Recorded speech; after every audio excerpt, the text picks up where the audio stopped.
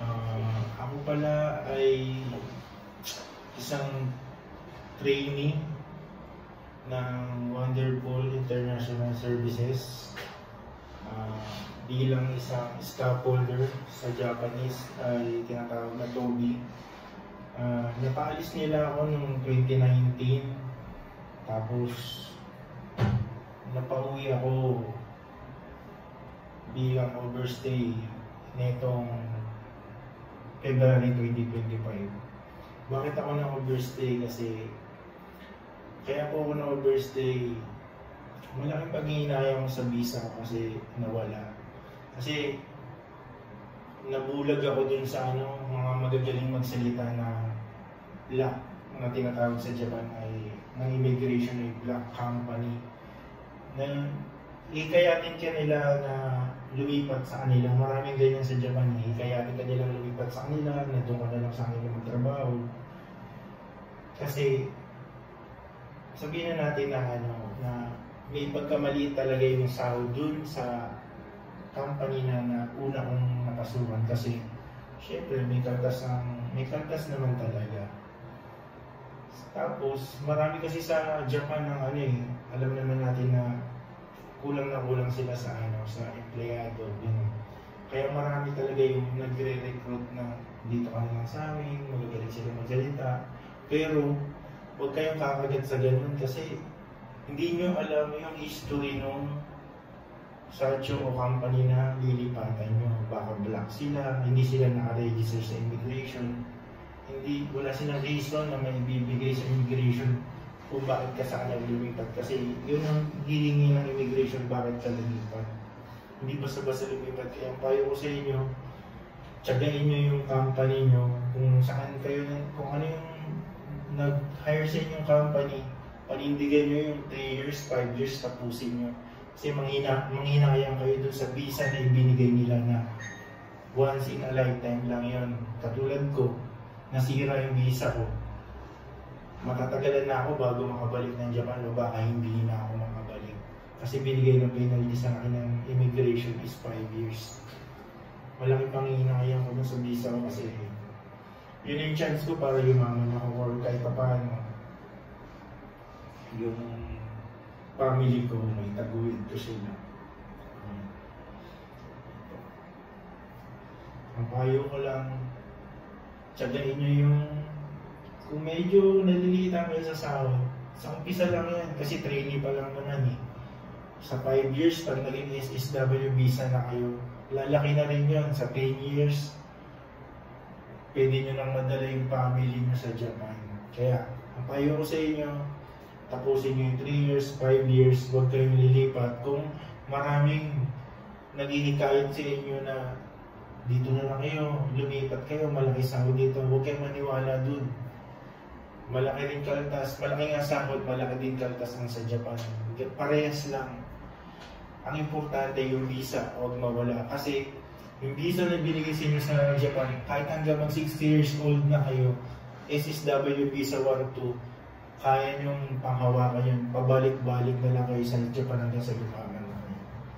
Thank you very much.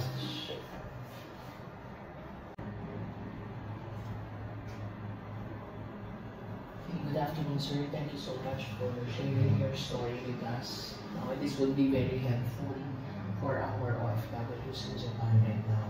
So, sir, your first question, what was your status when you were deployed by our agency? Status ko pong dineploy ako ng WC ay training, technical intern po. Under category ko po scaffolding, TOBI po sa Japanese. Okay. Thank you so much. And then, can you share with us what made you decide to transfer to another company? Ang madalas lang naman po reason talaga na bakit nagka-transfer sa company, tingin para sa akin, yung minsan nalilitan po sila sa sahod na binibigay ng ibang company. Kasi iba po kasi maliit magbigay, iba po malaki. Ganun po. Kaya minsan nabubulag po yung yung ibang trainee na lumipat po sa iba. Pero hindi nila alam yung consequence nun na masisira ang visa nila pagkaganyan. Lalo na kung walang kumiay na at agency na gagabay sa kanila. So what is the main reason why you choose that company? Ang naging siguro po para sa akin, nabulag lang po ako dun sa sinasabi nung naging kakilala kong Pilipino dun. Kasi siya yung naging isang Pilipino lang dun na sabi niya, malaki sa amin dito, doble, dito na kayo, lipat na sa amin. Pero kahit siya din, nasira din ang visa niya. Kaya siya, napauwi na rin siya. Kaya huwag na huwag kayo agad-agad kakagat sa ganun. Mas maganda talaga yung may agency kayo at kumiay na mag-aalaga sa inyo na mag-aayos ng visa nyo. Huwag kayong maniniwala dun sa Japan na magsasabi, lipat ka na rito, malaki sa dito. Hindi totoo yun. Magulat ka na lang. Pagtapos ng visa mo, pag-renew mo, hindi ka na makaka-renew. That's very unfortunate. So, can you share with us who convinced you to transfer, or at least the nationality of the person who convinced you to transfer? Yun nga po, yung sinabi ko, yung Filipino, yung Pilipino din na nakilala ko doon. Tapos, nasa isang game ba, nagkakilala kami. Sabi niya, malaki sa dito. Tapos, yung isang kasama ko din sa trabaho, sabi niya, tara, lipat na tayo. Nakonvince nila ako. Siyempre, inopera niya ako na dumoble kasi yung sahod na inopera nila sa akin. Kaya, sino ba naman ako para tumanggi? Pero, ang hindi ko alam, hindi pala nila kaya magbigay talaga ng visa. Kumbaga, ginamit lang nila yung visa ko hanggang maubos, pinagtrabaho nila kami. Hindi namin alam, kinakaltasan nila kami ng tax. Hindi naman pala nila nilalagay sa tax office. Tapos, yung 2 buwan na sahod ko, hindi na nila binigay. Wala na ako nagawa, hindi na makakabot. Kaya huwag yung maniniwala sa mga ganyan, kahit Pilipino. Were you able to receive yung promise nila na double salary? Sabi niya, sa akin, lipat ka sa akin, gawin kong ichimangnisan sa akin. Eh, pagtrabaho ko ng 24 days, malaki na po yun. Kumpara sa 10 lapad o 15 lapad na ibinibigay ng dati kong inalisan na company. But it was not given every month. Kaso nga lang, pagdating doon, na-stress kayo kasi ibis na 10 ang sahod, gagawin niyang 30 ang sahod. Parang isang buwan yung pondo mo, isang buwan ka magtatrabaho, tapos isang buwan ka rin mag-a-attend na sumahod. Parang 2 months kang nagtrabaho bago ka sumahod. Kaya malaking pagsisisi ko, ba't ako lumipat? Sinubukan ko bumalik dun sa dati kong company pero wala na, huli na lahat. Wala na akong time para mag-ano ng visa lang. Kasi may departure order na ako. Kaya wala. Malaking pangihinangin ko na nawalan ako ng visa. What was your work experience in that company? Scaffolding po yung talagang skill ko yung work experience. COVID talaga. Was it harder than sa umpisa lang naman po, sa umpisa lang talaga mahirap. Pero kaya mo naman po, kaysa naman po dito sa Pilipinas. Kasi pag sa Japan ka nagtrabaho, 8 hours ka lang talaga magtatrabaho, pahinga mo na. So umpisa siguro mabigat, pero nung naging skilled na po ako 3 years, 5 years, parang na lang po naglalaro na lang ng basketball. Parang madali na po, gagamay mo na po lahat yung trabaho. Parang tinatawanan ko na lang. So when you transferred it in that company, sanay ka na? Sanay ka po. Kaya yun ang gusto po talaga ng mga block doon na ito skill to, kunin ko to. Marami po manluloko rin sa Japan kahit minsan kapwa mo pa Pilipino. Huwag po kayo maniniwala. Parang awa niya na, sayang visa niya para sa family niya. Iniyak ako yung visa ko, gusto ko makabalik. Sayang kasi wala eh. Hindi lang naman ako, tatlo kami nasiraan ng visa doon sa kasama ko, tatlo kami naloko nung sideshow na yung Pilipino. Japanese siya. Hindi naman pala niya kaya magbigay ng visa. Bakit ganun kumukuha siya ng mga tao? Ayun, ang gagawin niya kasi doon, magtatrabaho sa kanya, babayaran siya ng mga sadyo ni Mang Gosen kasi papasahod sa amin ni Chimang Nising. Eh, kumikita po talaga siya sa ganun. Ganun po yung gawain niya. Noon pa pala. Marami na siyang, hindi lang kami yung nabiktima niya. Kahit nung pag-alis ko, may narinig ako, may marami pang pumasok, marami pa siyang kinuha na naloko. Ganun. Kaya, mag-stay na lang kayo doon. Mas maganda mag-stay kayo sa agency nyo, sa kaisya nyo. Tiisin nyo, matapos yung 3 taon, 5 taon, uwi naman kayo para makapag-pay na. Tapos, magugulat na lang kayo, pabalik-balik na lang kayo yearly. Uwi na lang, 1 month, balik, Japan.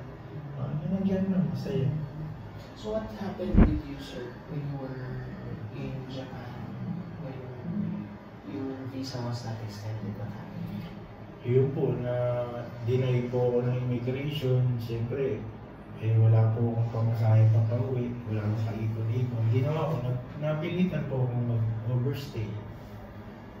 Hindi po, binigyan ako 3 months para makauwi, hindi na po ako umuwi. Nag-overstay na po ako doon ng 1 year and a half para kahit papaano. Sabi ko, may mauwi akong pera. Nung may pera na ako, may pamasahe, may konti akong pera na nauwi, umuwi na po, sumuko na ako sa immigration. Tapos, pinauwi na po ako ng immigration. Kaso po, naban na po ako ng 5 years na bawal daw po akong bumalik sa kanila ng 5 years sa Japan. Yun po yung malaking panghihinaya ko. Kaya huwag niyo pong gagawin yung ginawa ko, baka matulad kayo sa akin na nagsisi ako sa huli. So, what is your status right now? Ngayon po, wala po akong trabaho ngayon. Sa bahay lang ako. Yan po yung mahirap. Pero, bala ko po, trabaho muna kahit pa paano. Hindi na ako kaya mawalawan. Kasi, hindi na po ako mabalik ng Japan. Kailan po muna yung nasa isip ko. So, what can you advise po sa mga OFWs natin na nasa Japan? Yung mga papunta pa lang una, andyan sa Japan, advice ko sa inyo, pag nabigyan na kayo ng visa, tiisin nyo lang yung trabaho, yung mga kasama nyo. Magtiis kayo kung medyo maliit yung sahod nyo. Lalaki din yan pag natapos nyo 3 years or 5 years. May ibang sadyo naman nagbibigay ng bonus. May ibang sadyo naman na talagang malibre kahit minsan pag uwi nyo ng bakasyon ngayong yearly na nagpapauwi yan. Sagarin nyo lang yung matapos yung visa nyo. Basta wag nyo sisirain, huwag kayo lilipat sa iba. Kasi baka magaya kayo sa akin na nagsisi ako na nawala yung visa. Kasi lifetime na yan yung visa na sa Japan. Hanggang matanda na kayo, 60 years old, nasa inyo na yan, SSW na kayo. Pwede nyo pa madala yung family nyo pag natapos na, lalo na pag 10 years. Pwede nyo madala yung family nyo sa Japan. Yun lang po. Salamat. So, local. And then, hopefully, that's where magkaroon po tayo ulit ng chance sa Japan. Sana nga po eh. Ako gusto ko pa rin po bumalik. Kung mabibigyan ako ng chance na after 5 years, mag-a-apply pa po ulit ako sa visa. Thank you so much. Fantastic. Kasi mabait po yung mga tao dito. Kilala ko na rin. Lalo na si Ma'am Suzuki, si Sir, si Sacho, si mabait po sila. Nakasama ko po rin sila sa Japan. Laki po ng tulong na ginawa nila sa akin.